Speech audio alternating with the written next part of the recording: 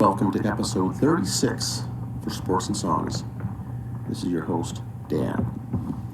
I'm going to start off today with the baseball update results from amateur state baseball tournaments in the state of Minnesota. There are 3 classes, Class A, B, and C. Class A. Basically, the Class A tournament is the teams that play within the 494, 694 freeway in the Twin Cities. Single elimination, 16 teams make the state. They play all their games over 2 weekends. Last weekend it got things narrowed down to the final 8, or the Elite 8. Now this weekend, the Class A tournament ends. Being hosted in St. Anthony Village at the high school. Today's first game, elimination game. Lose, you go home. Win, you play today at 5 for the title. Stockman's Irish take on the Minneapolis Cobras. Minneapolis Cobras won the title last year. The later game, Minnetonka Millers versus Highland Park Beavers. That game is slated for roughly 2 p.m. Loser is done for the year. Winner will play again immediately following that game at 5 p.m. to conclude the Class A state tournament. The Minnetonka Millers have won 2 out of the last 3 state tournaments. The Cobras won last year. Look for these 2 teams to meet in the championship game at 5.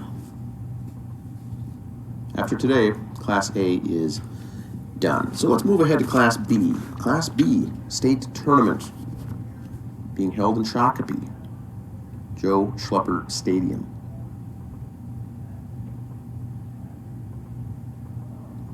What we have here is the Sweet 16. Single elimination. You lose, you're done. This weekend's games, you lose, you're done.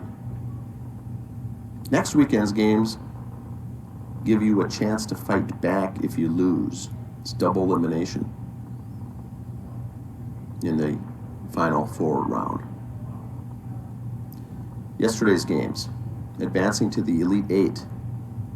Northfield over East Grand Forks.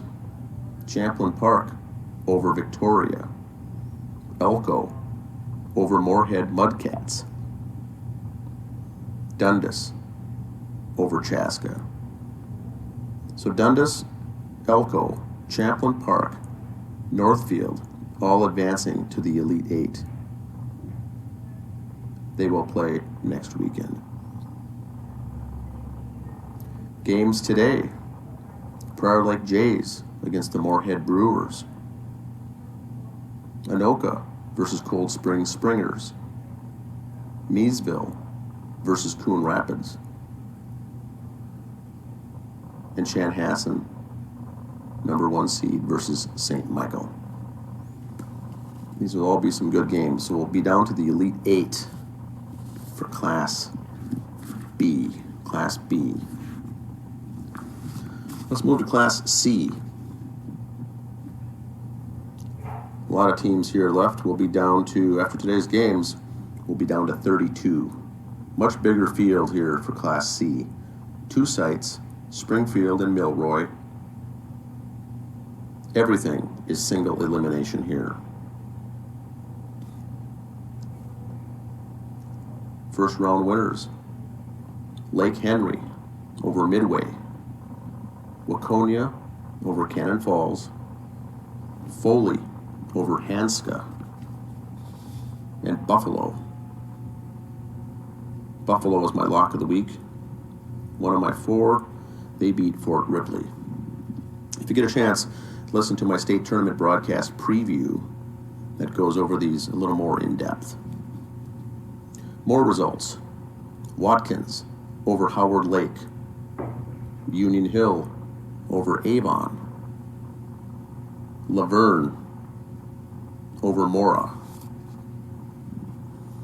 Randall over Hadley. Cold Spring over Starbuck. And And in my other lock of the week for this quadrant, Watertown over Red Wing. Watertown won that game. Interesting game last night in Springfield. It was the late game. They won, they advanced, but Watertown had 5 errors in the game. Very tough to win with 5 errors at any sort of competitive level of baseball. This game was noteworthy because all the errors came from one position, shortstop. All 5. Like I said, it's tough to win when you give the opposing team 5 extra outs. The shortstop for Watertown is Jackson Meyer. Jackson Meyer is a good shortstop. Graduated this year from Watertown Mayer High School. Has signed on to play college D2 baseball at Northern State. That is in Aberdeen, South Dakota. Good ball player. He started at shortstop, committed 4 errors, and late in the game, switched positions with the third baseman. Third baseman came in, played short. He too had an error, the 5th of the game. A good ball player, going on to play D2. Not sure what half-4 error at a state tournament game. They had 1 errors ball game. We played, once again, 3 games at Milroy, Ringfield. Be down to the round of Tell Sports. This is Dan.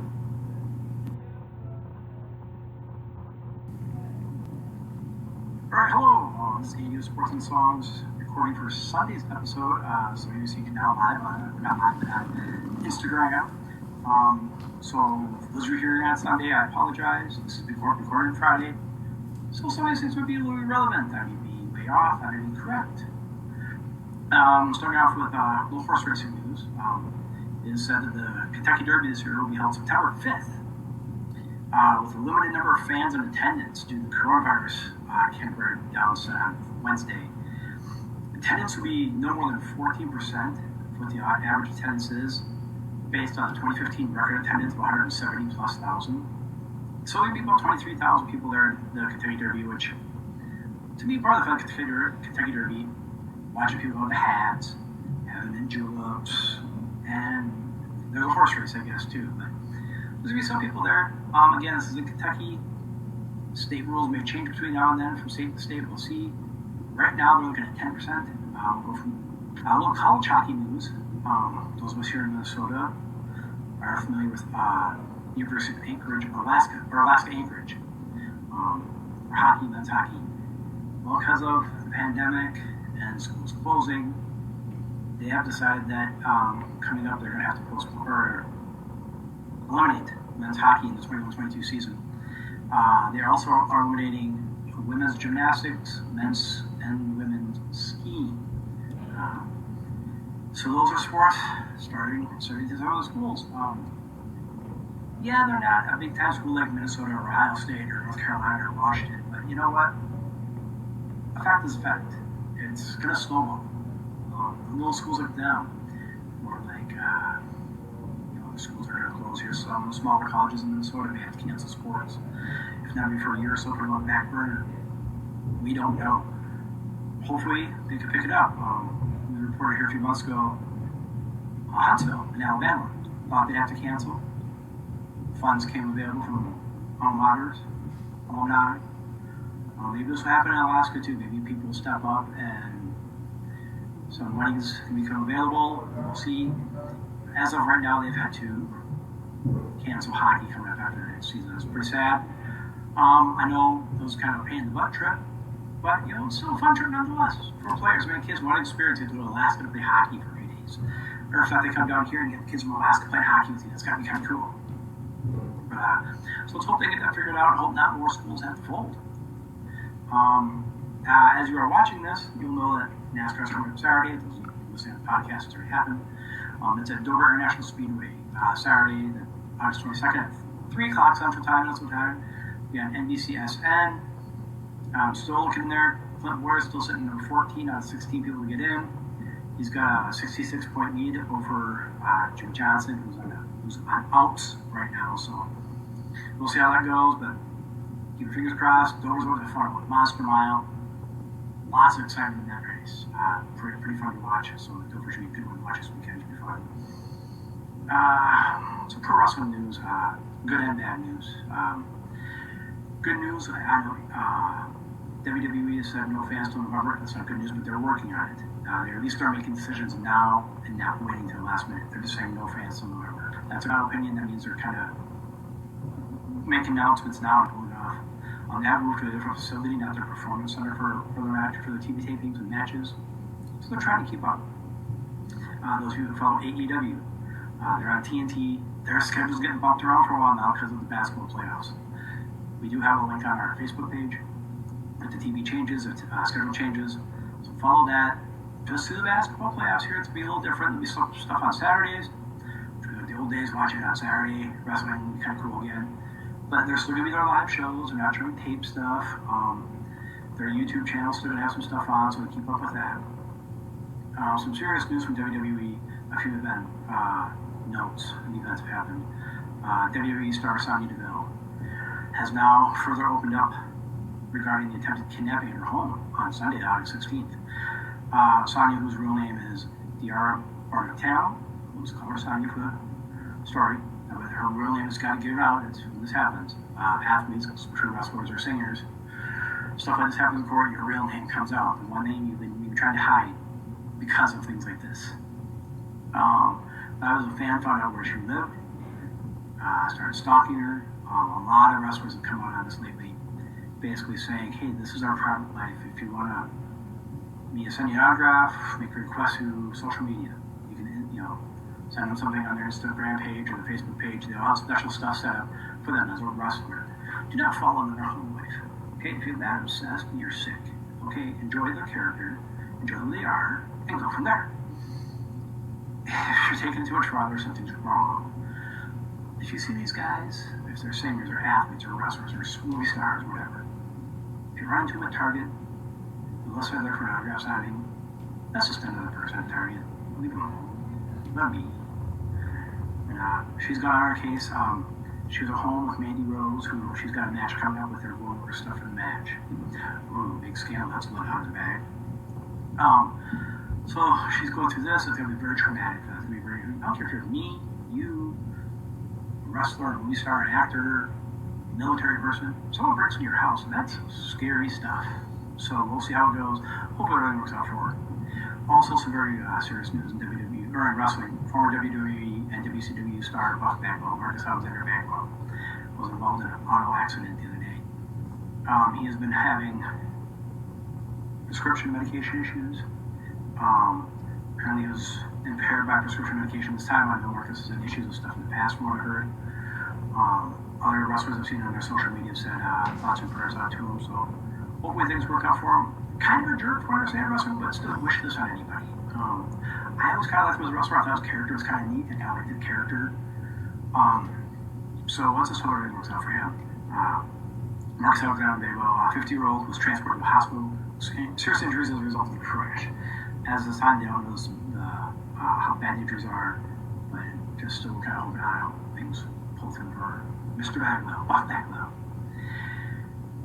NBA. The playoffs are starting right now. We're not going to get into that because there are games every day. We're keeping it up to date on social media. Not going to get into it here. When the semifinals and finals come down, we'll be bandwagon jumpers. We'll mention something that. Just a couple notes though. Former Gopher basketball player Amir Coffey is in the playoffs with the Clippers. Hopefully they can outdo the Lakers, win the battle of LA. The Clippers are the 2 seed right now. So if you want a hometown guy to watch for since Timberwolves in it, got Amir Coffey in there. Speaking of Timberwolves, the other night they did win the NBA draft lottery. They will get the #1 pick next year. That means they get the chance to overpay somebody for a while. Golden State got #2. If you recall, last time we drafted ahead of Golden State, we took Johnny Flynn and they took Steph Curry. Just saying. NHL playoffs are still going on. We've been keeping that on social media, so if you follow along there. Also, the Seattle Kraken story on our Facebook page. Around on the building of their new arena out there for them. So that should be kind of exciting. The it's getting real now. We got the shirts and everything else. Now the arena is being built, so it's getting real for that.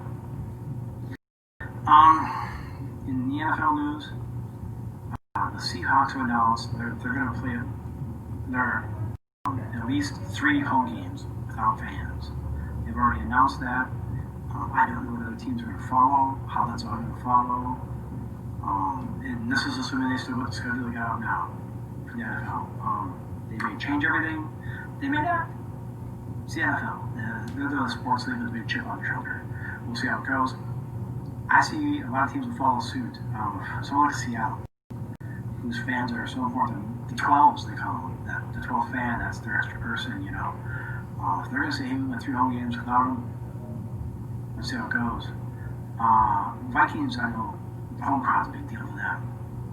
They canceled 3 games at home fans because of coronavirus. We'll see. We shall see. The Packers, when they do it, I mean, their fans are huge. The Saints, their fans are huge. The Steelers. A lot of these teams with their fans are very important to them. Let's see how they do it. Kind of exciting to watch that, too. How that all pans out there. So now here. Baseball. Getting some baseball notes here. We learned yesterday the New York Mets had 2 members of the organization been tested positive for COVID-19. Major League Baseball postponed their games with the Marlins and some of the games with the Yankees this weekend at Citi Field. They flew back home. Recommended safe procedures in place and conducting testing daily. I haven't heard any more as of tonight. I know tonight canceled the Yankees. They're playing downhitter tomorrow. I haven't heard any more. Again, me being the Mets fan, you know it's going to be on our page, on the Facebook page. So keep an eye there. Follow Major League Baseball online, and you can hear more about that. We'll see how they do. Let's just hope more of these teams get these breakouts. Major League Baseball, more news for them. Major League Baseball, Trevor Bauer. Dutcher was fined, or was threatened to be fined and suspended because he went to shoes and said, "Free Joe Kelly" on a pair of cleats. And a picture on our Facebook page, Trevor Bauer, pitcher for the Reds. Major League Baseball said, "No, you do that, we'll fine you." So what does Bauer do? He goes out that night, throws 7 innings, no runs, 1 hit, 9 Ks, and walks 3 guys. He's kind of Popeye. He's kind of funny to watch on Twitter lately. He tweeted Carlos Carrera and asked Carrera to send him his shipping address if he'd like to borrow the free Joe Kelly cleats. Because Carlos Carrera has been doing well lately. So he's out there talking smack on Twitter. Been kind of a fun follow. Another big thing off Twitter follow right now is the San Diego Padres. A lot of things about Fernando Tatis. A couple days ago, they were up in a game, I think by 7 runs. Bases loaded, 3 ball, no strike count to them. Anyone who knows anything about baseball, you know the next pitch is either going to be way outside for a walk, or it's going to be right down the middle for a fastball. Bases were loaded, pretty sure they're not walking them. So he threw a gasser down the middle. The unwritten rule is you don't swing on a 3-0 pitch. Especially when you're up by a lot of runs and the bases loaded. Tatis Jr. unloaded for a grand slam. A lot of players on baseball ripping into him. A lot not. A lot going. Kind of like coaches used to say, you play to win the game. You know, you don't play to have fun. Yes, you play to have fun. You play to win the game. Winning's fun. Reggie Jackson has applauded for what he did. I applaud what he did. You play to win. Too many times you've seen teams come back in the 8th and 9th inning from down 7 runs. I don't remember those who play baseball and believe in that. Did your coach ever tell you, hey, we're up by 9, back off? No, you keep playing. You know, and the Rangers got upset about this. If you look back a couple years ago, the Rangers beat the Orioles 30-3. When did they back off in that game? You see those big blow-ups like that, sometimes you just can't help it. You try to miss and you hit a double. So sometimes you're just clicking it. That's why he hit a grand slam on a 3-0 pitch when they were up. I've heard other pitchers and ball players say, you know what? Don't throw a fastball when it's 3-0 that with bases loaded. Lots of things on Twitter going around back and forth on this either way. But the thing that's funny about that one that started that Tatis grand slam, I don't know if it's tonight. And again, filming this on Friday, you're going to hear it Sunday.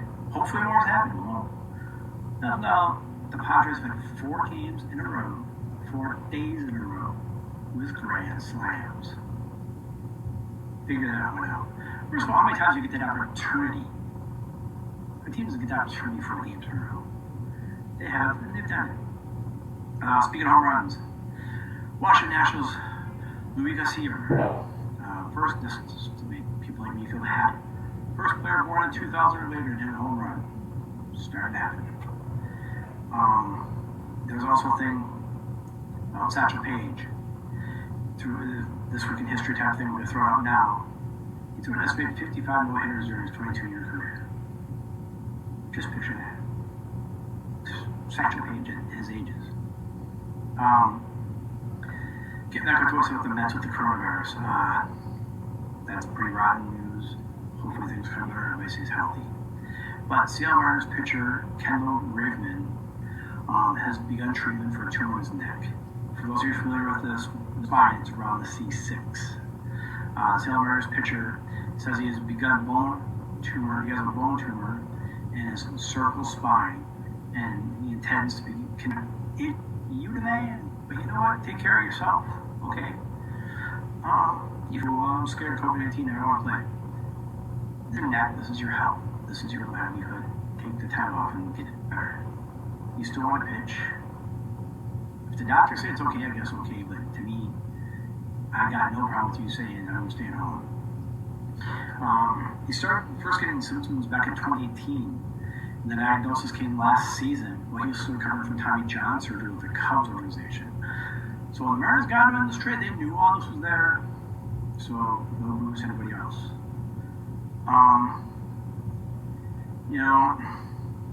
We've for the playoffs for baseball, we've seen the cardboard cutouts, we've seen teddy bears, we've seen virtual fans, but actually there's been no people in the stands. Korean baseball league, if you watch that, they had a few people in there. If you go, I saw the game the other day on TV. There was people in the crowd. That's the extra players they let sit behind the dugouts. Yesterday's pitcher, or tomorrow's pitcher, maybe guys who aren't on the roster for that day, injured players they can sit up there and watch, so they can have some social distancing in the dugouts. So yes, there's been people in there already. Rob Manfred, Commissioner of Major League Baseball, has said that right now he's saying to fans, even though the Rockies and Rangers have both been kind of saying, hey, we'd like to see fans in our stands. Both teams could make the playoffs. It's not like it's Boston saying they want fans, they're not going to make the playoffs. So we'll keep an eye on that. Right now, there's going to be nothing. NASCAR's had some tracks, a few fans back, based on state by state again. Major League Soccer's kind of puts on with the idea, but they know that goes from there.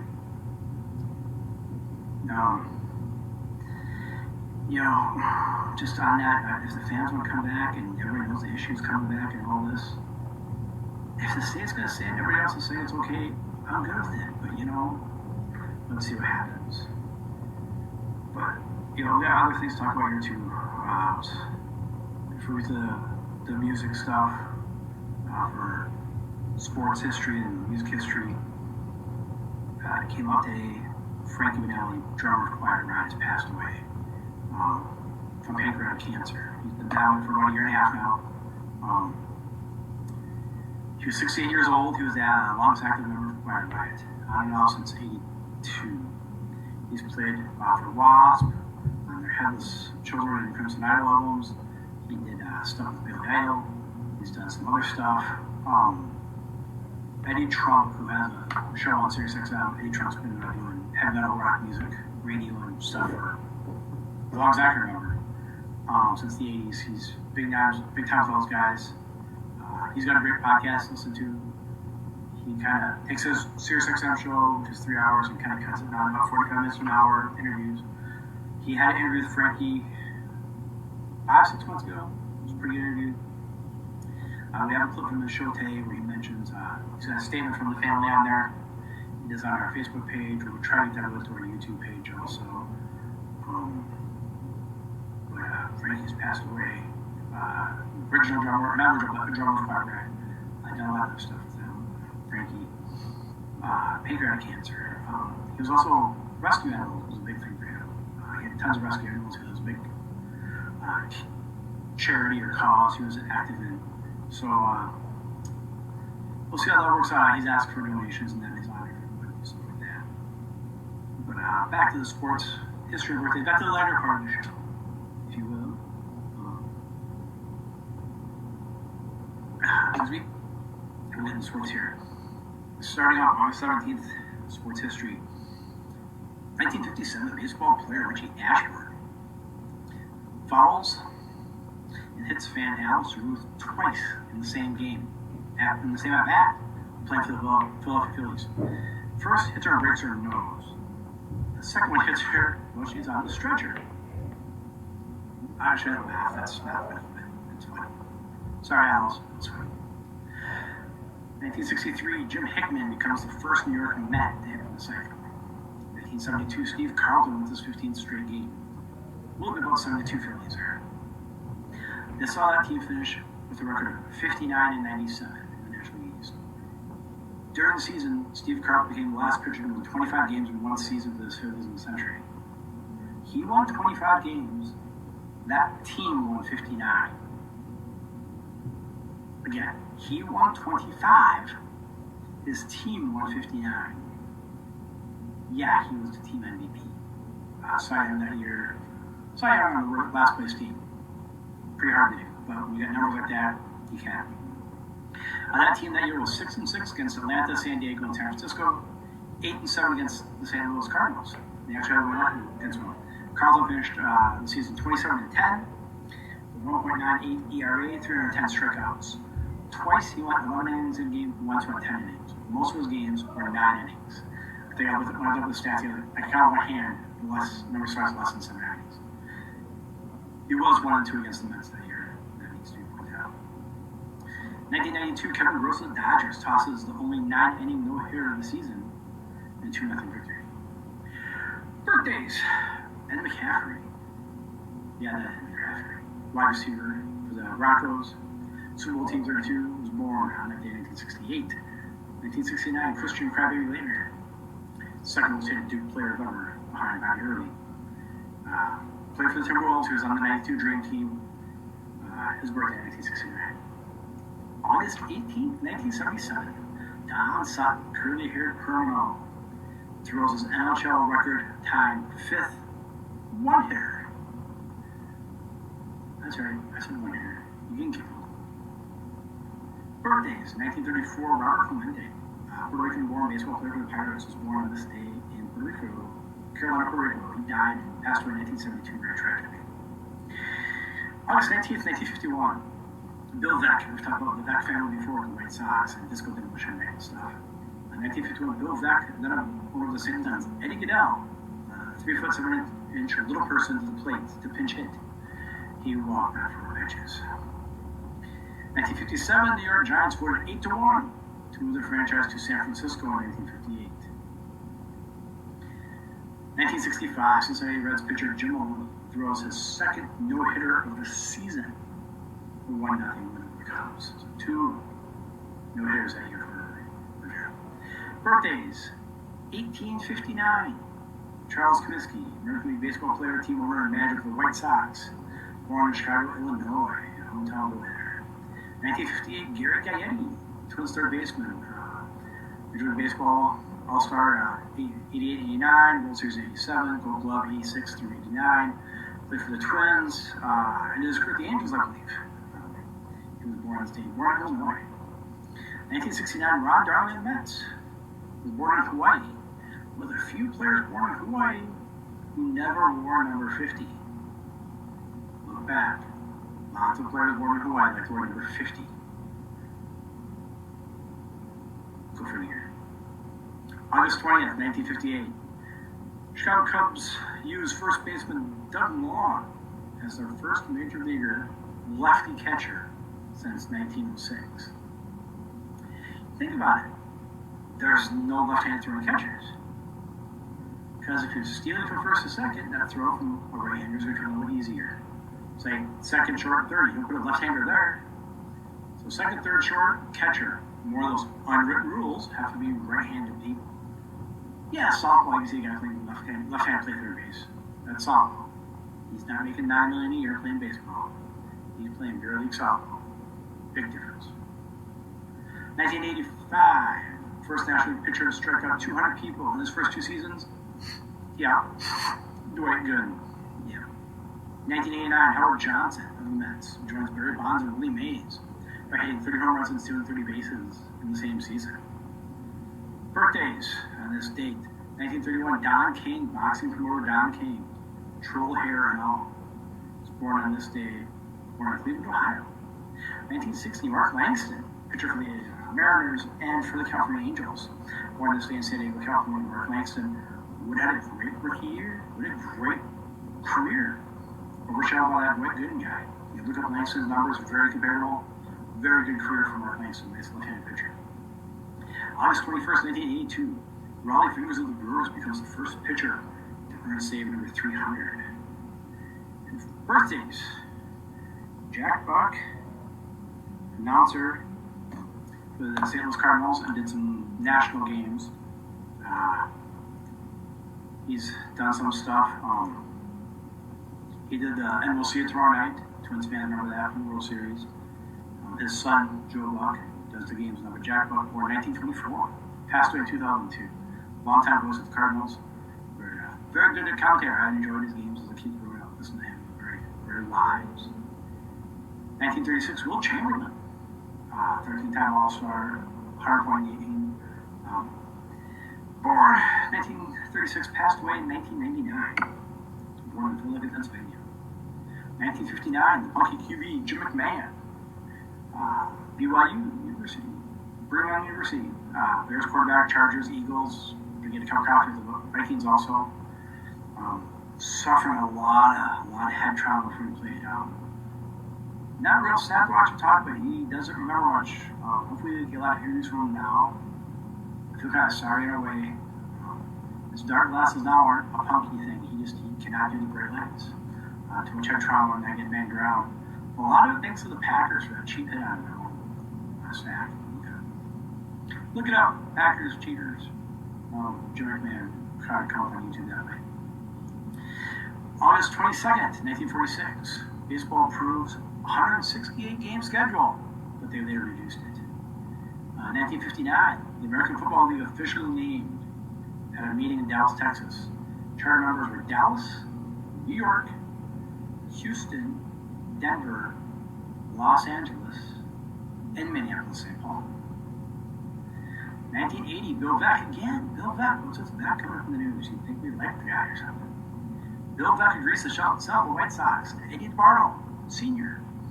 for $20 million. AL owners have blocked that sale right there. So,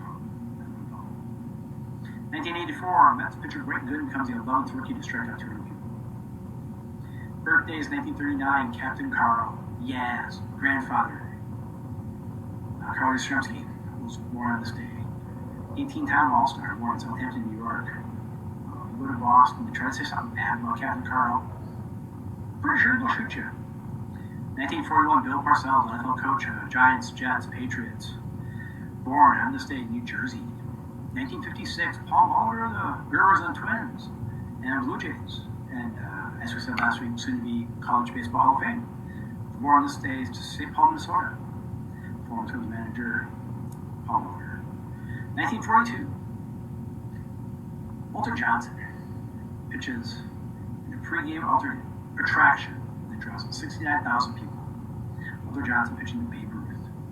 69K for a game between New York and Washington to raise $80,000 for the Army-Navy Relief Fund.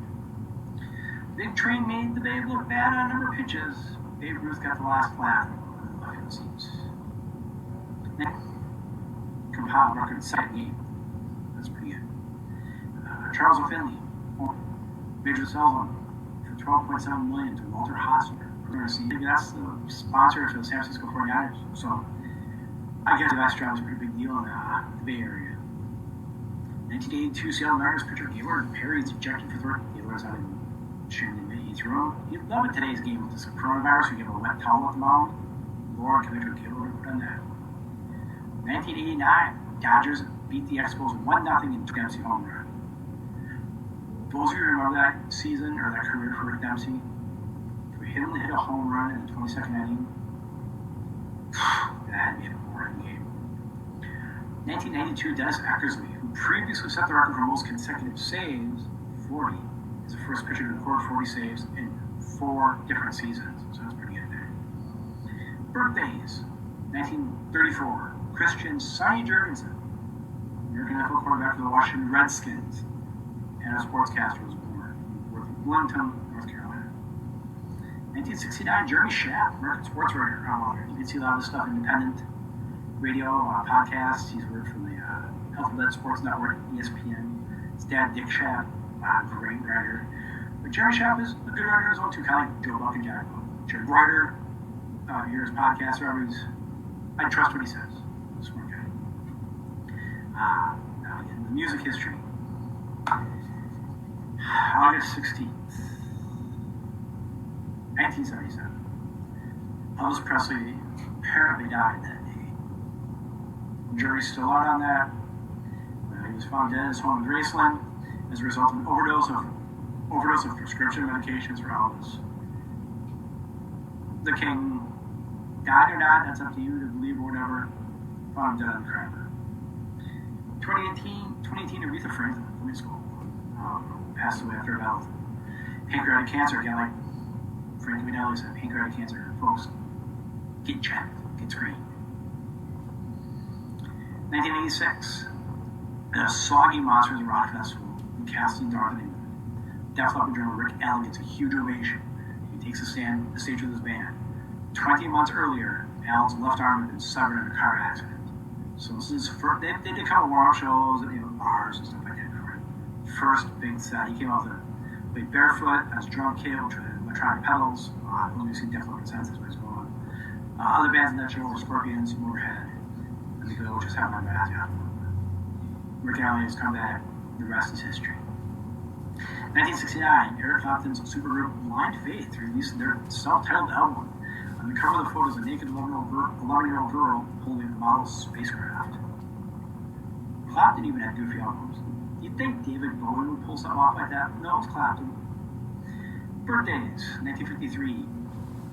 James J.T. Taylor, lead singer of Kool and the Gang, born in South Carolina. 1948. Barry Hay, frontman of the Golden Earring, is born in India. August 17th, 1980. At the Toledo Speedway Jam 2. That one, 2. ZZ Top headline the show with AC/DC, Sammy Hagar, and Howard Pye on the undercard. Also advertised on the poster, 800 cases of beer, drinking age 18 in Ohio. And 18 in Ohio, died, drinking age 800 cases of beer. Pretty good concert. This is the last time AC/DC is a support act until 2003, when they opened up the Rolling Stones. Which, in 2003, that was a disgrace, they opened for the Rolling Stones. Stones should open for AC/DC.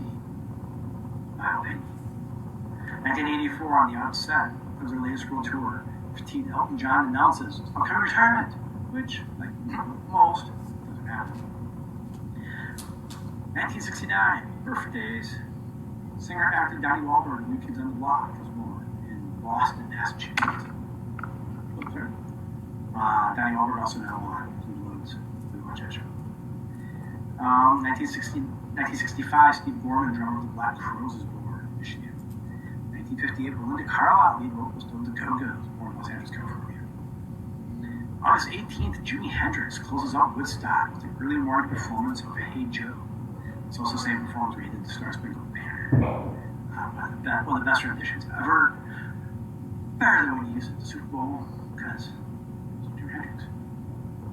1998, after being dropped by Jive and releasing 2 independent albums, Kid Rock issues Devil Without a Cause, his first album under Lava Records. It sells 11 million copies.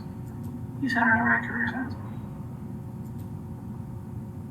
1973, Conway Twitty and Loretta Lynn, Louisiana Little Mississippi Man. It's number 1 on the country charts.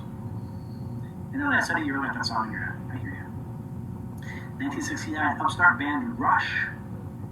They see Led Zeppelin perform in Toronto. In 1974, Rush get airplay in America with the song Workin' Man. Radio stations field tons of calls asking if it's the new Led Zeppelin song. Think they influenced them a little bit? Birthdays, 1950, Dennis Elliott, drummer Foreigner, born in London, England. 1972, the Midnight Special debuts on NBC. At first, just a one-off special. Next year, it launched as a regular show, with Wolfman Jack as the announcer. Midnight Special is a show back in the early 70s where rock bands came on and performed. Kind of like a bandstand type show, only without a countdown, without kids dancing. Just bands came on, did one-offs. You look up old Midnight. If you're up late at night, infomercials used to sell copies of Midnight Special to buy. But you can probably look it up on YouTube. A lot of bands get their starts on there, earlier editions. Weird to see some bands on their songs. Pretty cool show to watch. 1945, Deep Purple lead singer Ian Gillan is born in London, England. August 20th, 1997, the Hank Williams Memorial Lost Highway is dedicated in Alabama, where the singer is born. It's a 50-mile stretch of highway on Interstate 65. It starts at his childhood home, and it takes place all the way down to the cemetery. Hank Williams Jr. was not able to speak when that was dedicated, so it kind of, I don't like the term bucket list, but that'd be a cool thing to go see. 1992, embroiled in controversy over the song Cop Killer. Ice-T doubles down by appearing in a police uniform and covering Rolling Stone. Ice-T had his body count band. It was a hard rock band. They did a song called Cop Killer. A lot of other controversial songs on the album. I had it. I like the album. I kind of looked at a lot of Prince stuff, though, meaning I like the music. Some of the lyrics I could do without, but the music was just, if you're into the music, it was pretty cool. Some of the songs were great too. Cop Killer and Breathe Without, but it was still kind of cool to tie the songs and music. Ice-T, just the way he publicized himself and advertised himself all the time. You gotta respect that. Now he does a show where he plays a cop, so money talks, Ice, money talks. Birthdays, 1970. New metal frontier, or pioneer. I just read it, I read it. Fred Durst from Allen Biscuit was born in North Carolina. 1966, Pantera guitarist Daryl Albert, also known as Diamond Daryl, born in Texas, 1966. 1952, country singer, guitarist of the state. 1948, Robert Plant, Led Zeppelin. Listen to these big names that's popping out here. 1942, Isaac Hayes born, Covington, Tennessee. Lots of big names in that birthday. That'd be a pretty big group of names. Isaac Hayes, Robert Plant. Wow, nice group of, nice genre of people. August 21st, 2015.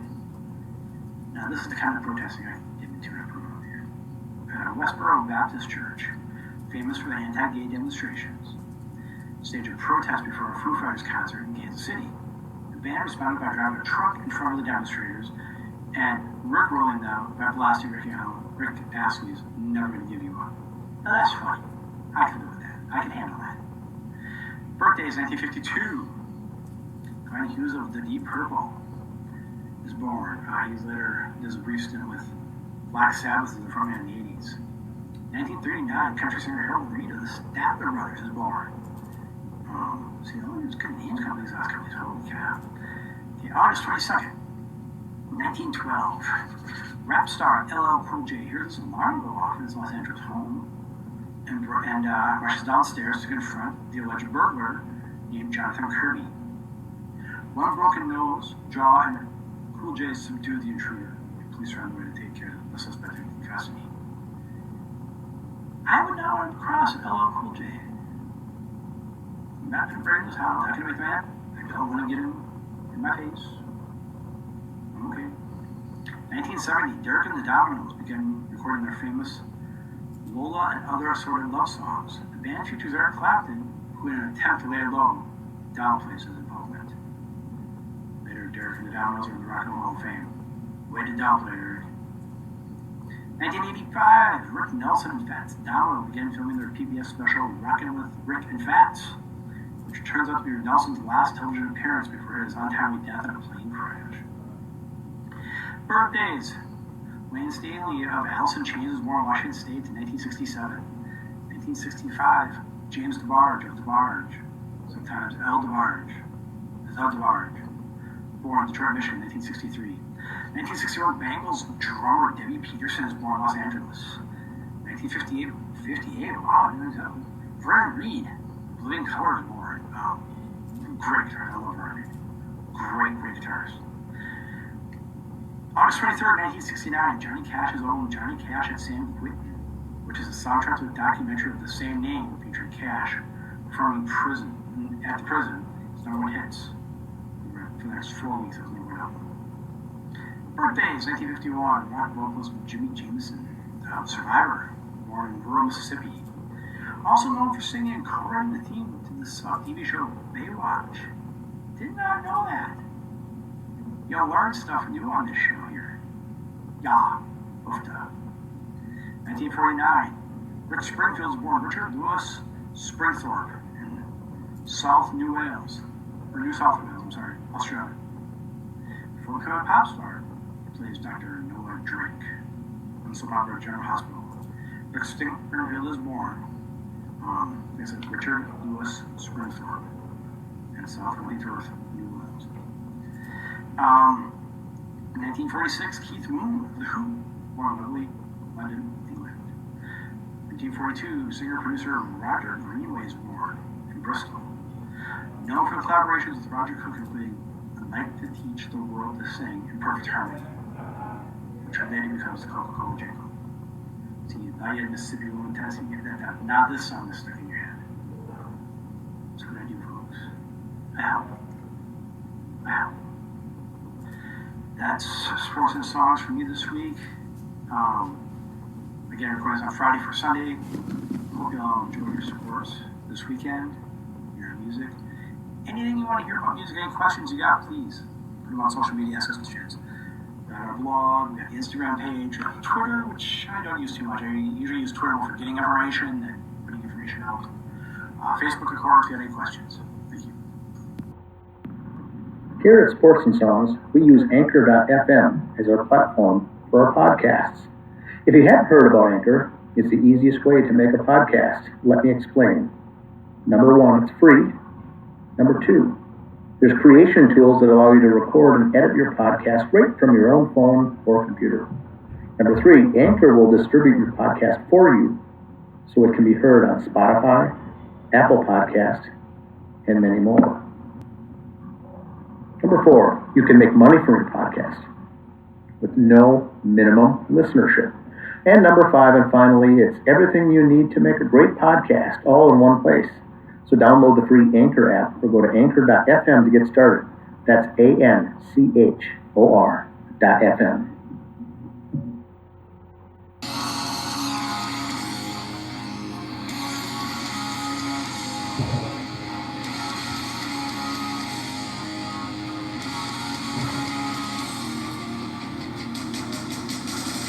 Welcome to the Album of the Week review. This is Dan.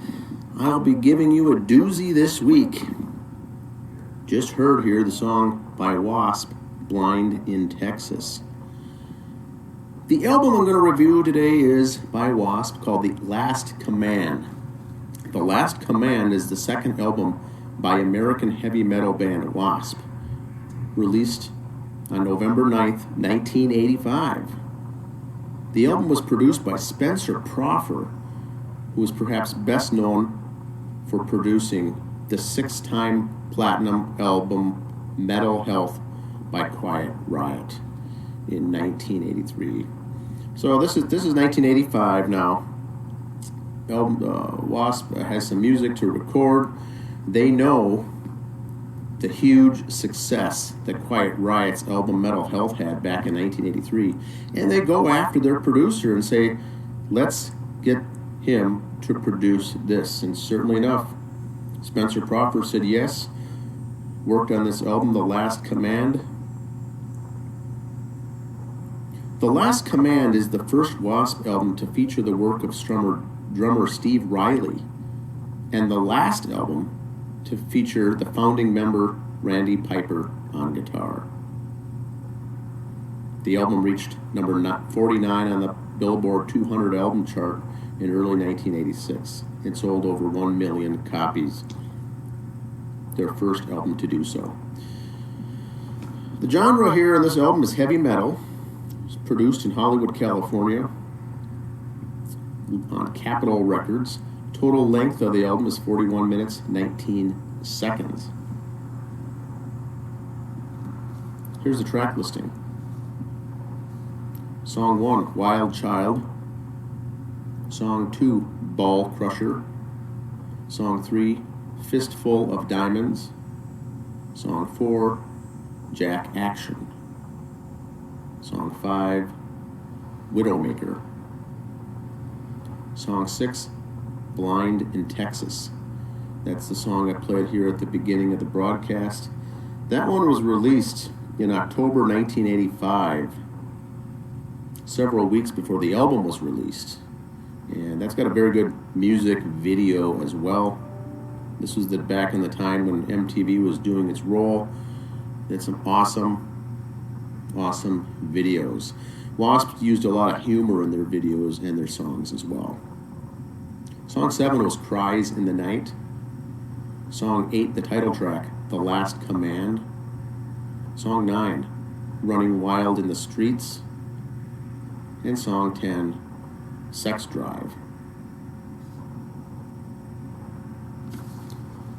So Blind in Texas was a song about getting drunk in Texas all through the various cities while the band was on tour. They did have a note in the liner notes specifically saying to remind the listeners and the kids at that age, do not drink and drive. The second song they released was in May of the following year, 1986. Wild Child was released. So this album's coming up here in a few months. It'll be 35 years old. It's one of the first, I think it was the very first album I got from Wasp. I currently own 15 albums by Wasp. They're a very interesting band, to say the least. I'll get a little more into that here in a minute as to the reason I like them. Here's the personnel. Personnel on this album: Steve Riley on drums. Now, you may know Steve Riley from the band Keel and LA Guns. Good drummer. Randy Piper, lead and rhythm guitars and vocals. Chris Holmes, lead and rhythm guitars. Chris Holmes, you might remember, married at one time to Lita Ford. And lead singer Blackie Lawless, lead vocals and bass.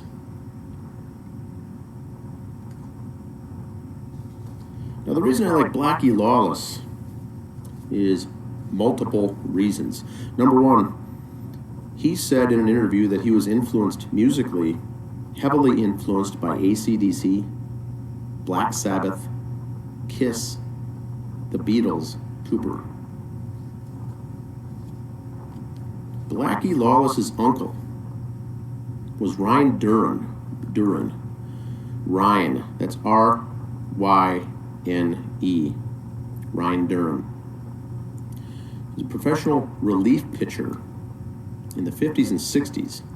This was Blackie Lawless's uncle, relief pitcher. The former Cub standout Ryan Sandberg got his name from this individual, spelled the same way, R-Y-N-E. And here on Sports and Songs, we do like to tie together music and sports, and this certainly fits the bill. He didn't have the greatest vision, this pitcher, but threw blazing fastballs. His glasses looked like Coke bottle bottoms. But he's a fan favorite. He liked to put on a show. If you've seen the movie Major League, as I'm assuming most of you had, the character Wild Thing, Ricky Vaughn, the Wild Thing, they used that character based on Ryan Duran. Blackie Lawless's uncle is based, that Wild Thing character is based on his uncle. Played for the Yankees and was once in 1957 involved in a 6-player trade that involved Billy Martin. Billy Martin. So Blackie Lawless is good guy. Grew up in a very religious background. Strayed a while in his youth. Got into some occult things. Got into some wild things, and then was born again. Now, over the years, he obviously strayed again, as a lot of the early Wasp stuff dealt with some always very sexual overtones, and also some apocalyptic things and violence. Now, Blackie Lawless actually is making Christian music today as he's born again. A lot of his music has gone that route, and he's very cleaned up. Like I said, I've got a lot of his albums. Good stuff. Was a wild man back in the day, but he got that from Alice Cooper and Kiss and some Black Sabbath. Wasp is known for their shock rock. Shock rock. They wanted to shock the audience, sell records, and the like. If you get a chance to listen to this, good music. It's authentic hard rock, heavy metal. And once again, mid-'80s, when all this was really breaking out. Good stuff. That's my review this week. Wasp, The Last Command, an album from 1985. This is Dan.